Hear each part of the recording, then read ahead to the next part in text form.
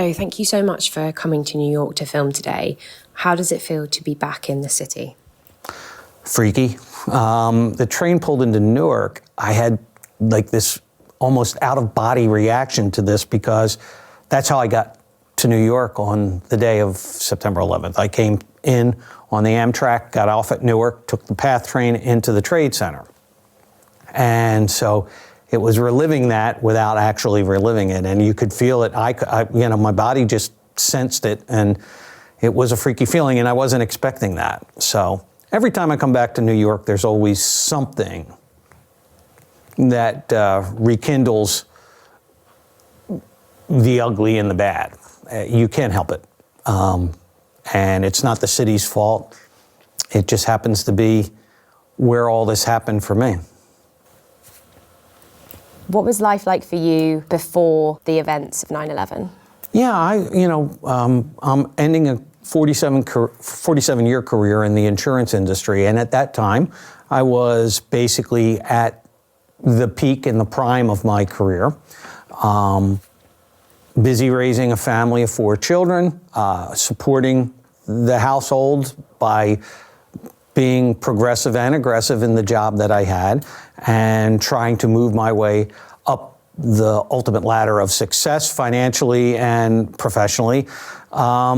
Life was good. I had already had a grandson when this had happened because my oldest daughter had a child when she was very young.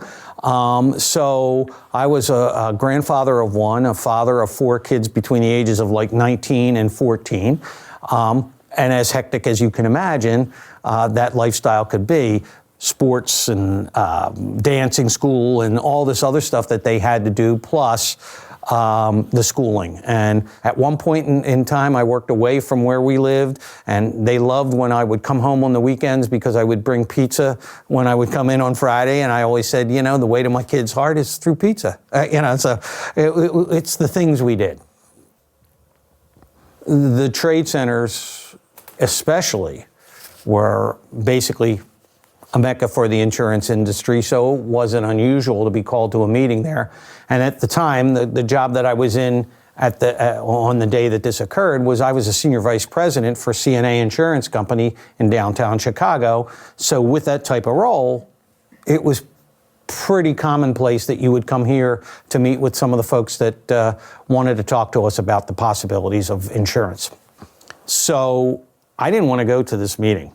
I did everything in my power to not come to New York to go to this meeting, because on that Monday, I had a chance to go to another type of insurance meeting that involves aluminum or titanium sticks about this long, little metal heads, little white balls in the grass. I had a chance to go on a boondoggle golfing in southern New Jersey.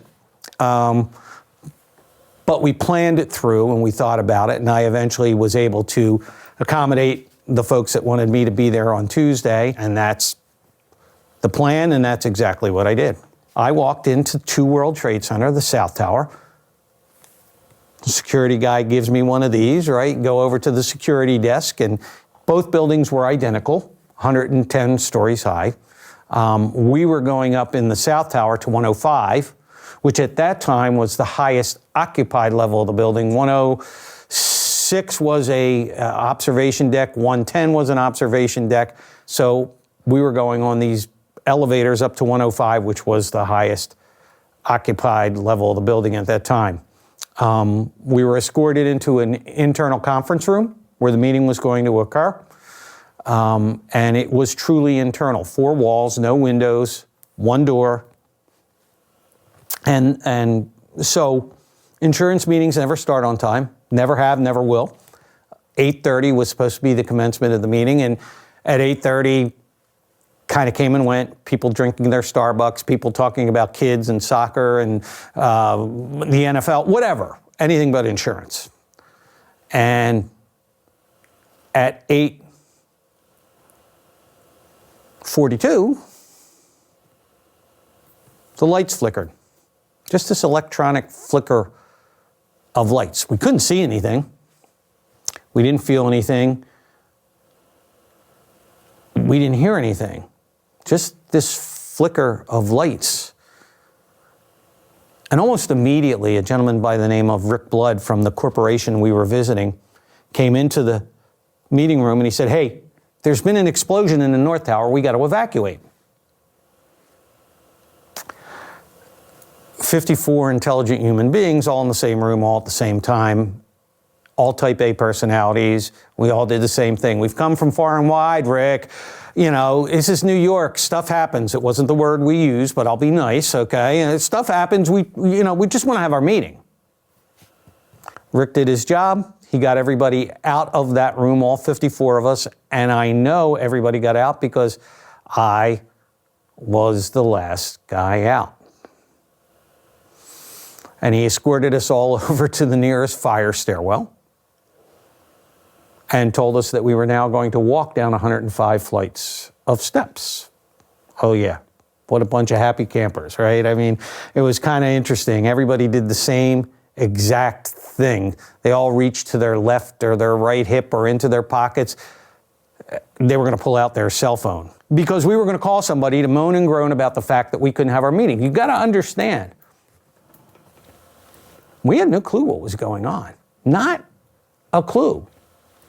You, your parents, those that were around that day that were watching this on TV knew way more what was going on outside and inside those buildings than any of us that were right there. We had no clue.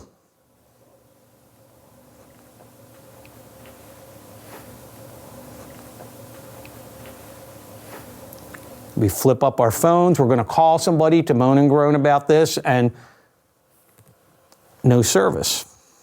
No service. The main cell tower for all of southern Manhattan was on top of the North Tower, the first building to be struck. So cell service was gone. When we got into that fire stairwell, there are signs to the left or to the right of the doors at each level that say, hey, if you're in here, don't leave this fire stairwell except at the lobby level. And we're at 105 and we start to make our way down. We get down to the 90th floor. The 90th floor, the fire stairwell door is propped open. And everybody in our fire stairwell is bailing out, going onto the 90th floor. And I can tell you that when I get out of that fire stairwell, that's where I experienced the worst 30, 40 seconds of my life. You look out the windows to the north and you see these huge, gaping, black holes through the sides of that building. Gray and black billows of smoke pouring out of those holes.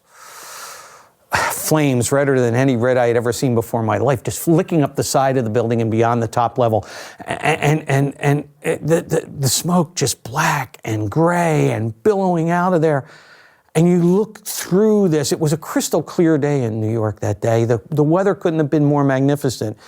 But I remember looking through that smoke, through that fire, through those black holes, and seeing pieces of the fuselage of a large plane lodged inside the other building. And I kept thinking to myself, my God, how did that pilot not see the building? How did he miss?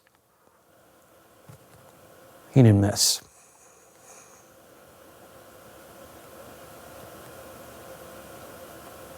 He didn't miss. And you see all of this. You see the smoke, the fire, paper, furniture, people being pulled out of the other building. An unbelievably gruesome, awesome sight. And I had that feeling that all of us have had at some times in our life. That pit of your stomach. I want my mommy feeling. I just wanted to go home. I didn't want to be there. I wanted to go home. There were people on that 90th floor that day with me that seemed to be frozen, whether they were frozen in fear, mesmerized by what they saw, screaming at the top of their lungs, and yet seemingly not able to move on. I said, I'm getting out of here. I am not staying here. And I turned to go back to the fire stairwell and get out of this. All this was about 30 to 40 seconds. It wasn't all that long that it took me to make this decision. And when I turned around, there was a guy right behind me who was in the same meeting as I was. His name was Lud Picaro. He worked for the Zurich Insurance Company. Huge human being. Big, tall guy, football guy, okay? All-American football player at University of Pittsburgh. And when I turned around to quickly go back, I almost knocked him over with my stubby little body because I was in such a hurry. And he put his big, giant hands on my shoulders. He said, "What are you going to do, man?" I said, "I'm getting the hell out of here." I said, I can't stay here. What are you going to do?" He said, "Yeah, I think that's a good idea. But before I go, I'm going to go." And he pointed to the closest restroom.